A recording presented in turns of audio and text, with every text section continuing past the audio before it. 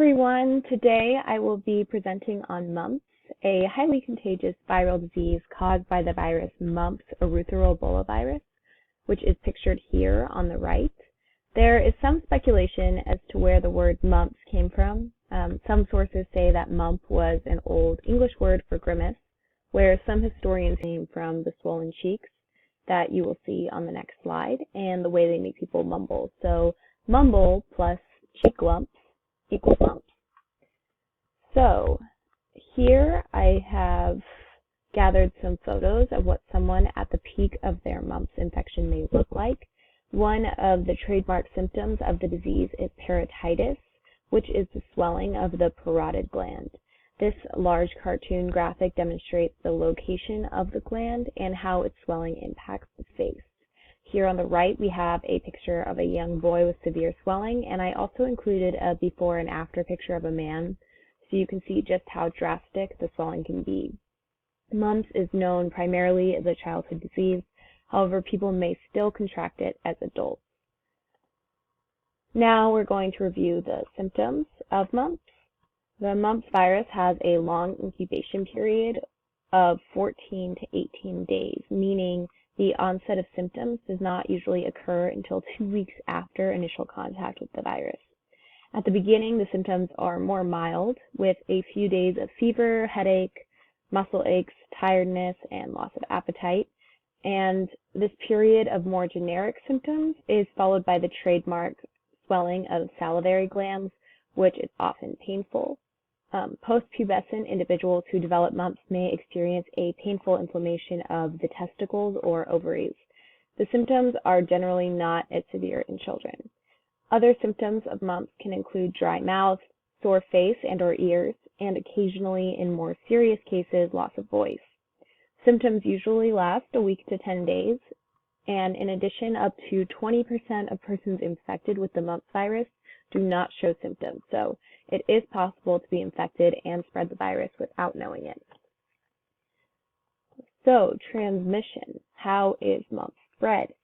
Transmission may be either airborne or contact, which the CDC says may include coughing, sneezing, or talking, sharing items that may have saliva on them, such as water bottles or cups, participating in close contact activities with others, such as playing sports, dancing, or kissing. As we went over in the previous slide, because 20% of people do not have symptoms, it is possible to spread the virus unknowingly. Usually, a person is contagious a few days prior to and 5 days after the onset of parotitis, which is that swelling of the salivary gland. Most people with mumps will make a full recovery.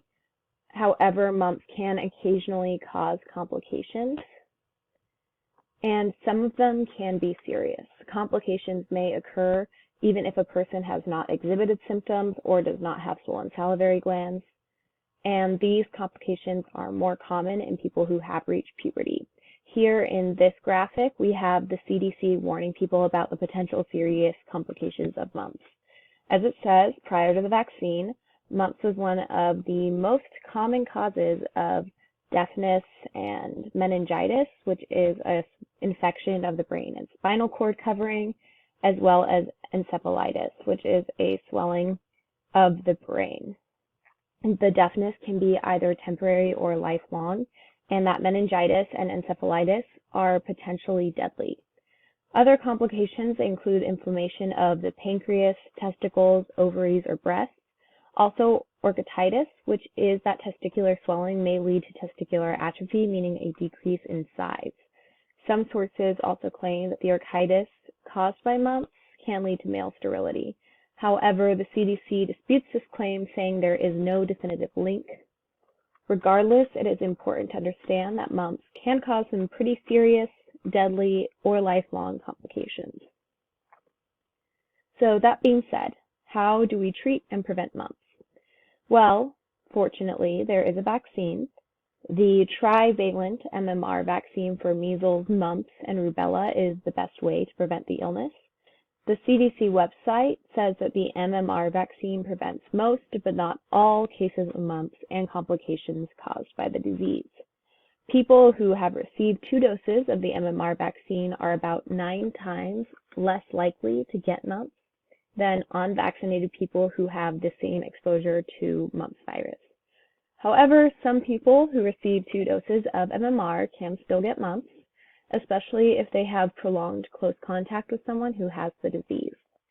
If a vaccinated person does get mumps, they will likely have less severe illness than an unvaccinated person. If someone is exposed to the disease, they can follow the advice of this graphic here, washing their hands, covering coughs, staying at home, not sharing items, basic disease prevention protocol. Once someone does have mumps, the focus is on symptom relief. This can include rest, over-the-counter painkillers to help with fever, and ice packs for the swelling. Since we just talked about prevention, this chart demonstrates the efficacy of the vaccines in reducing the number of mumps cases in the U.S.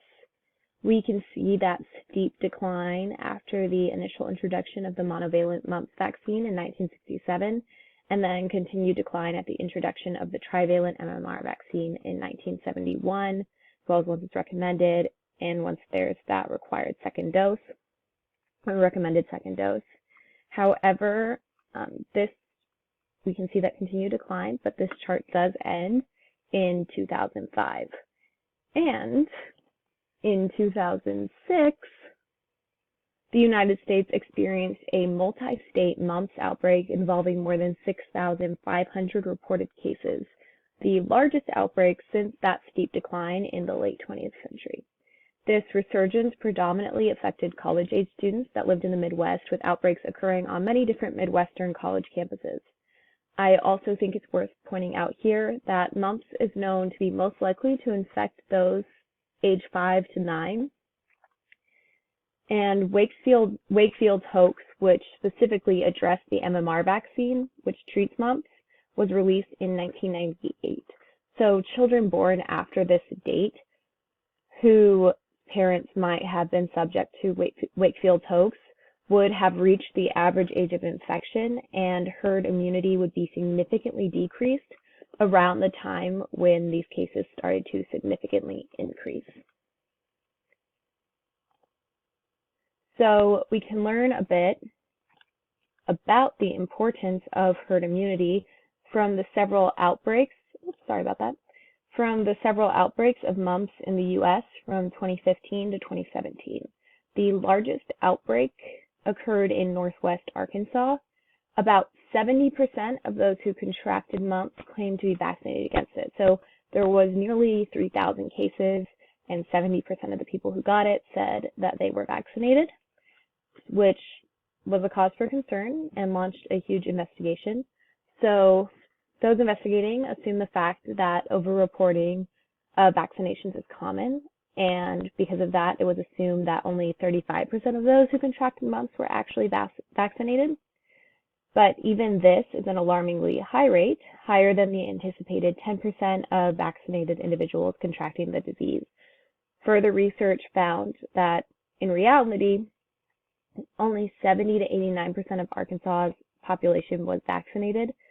So yes, usually 1 in 10 vaccinated individuals is expected to contract mumps, but that's with 96% of the population being vaccinated. Arkansas saw exponentially higher rates of infection because they lacked the necessary herd immunity to slow and prevent the spread. So already 30% to 11% of their population was not at all vaccinated against the disease. And then those who were susceptible did not have that high percentage that they needed of vaccinations to have that herd immunity be effective. So that's why we're seeing such a large number of cases. So, as we said, herd immunity is important to prevent these large outbreaks. However, the efficacy of the vaccine is still evident. As a result of the vaccine, deaths from mumps are extremely rare in the United States. So this chart demonstrates the steep decline in death after the introduction of the mumps and MMR vaccine. So we have one really steep decline here, and then another one right after that MMR vaccine introduction. And here we can see that by 2010, there's no more than 2 deaths from mumps a year. and that's down from a high point of 53 in the 1960s.